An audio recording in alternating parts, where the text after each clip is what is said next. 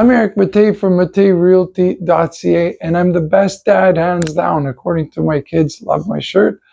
I'm here to tell you about a really great product that I discovered. Originally, it's for automotive use. I know it's a big deal where you buy things these days and where they come from. You can buy invisible glass from Canadian Tire, or Costco sells it as a 4-pack. And the reason I'm telling you that is because over a week ago, we noticed how gross our windows were from such a long winter. So with just one squeegee, because our hose isn't connected, no soap, and a can of this stuff, I did the inside and outside of our entire house, 2-story home, and this lovely sunroom that Amy works out of as well. So with one can of invisible glass, a week and a half later or so, these windows are still so clean, it's like looking in a mirror.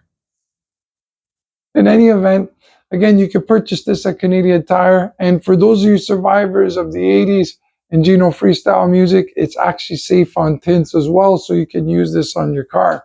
It's a great product. I highly recommend it if you're preparing a home for sale. It really does a number on the windows. I'm Eric Mattei from matteirealty.ca. This has been another installment of Wednesday Wisdom. Have a fantastic day.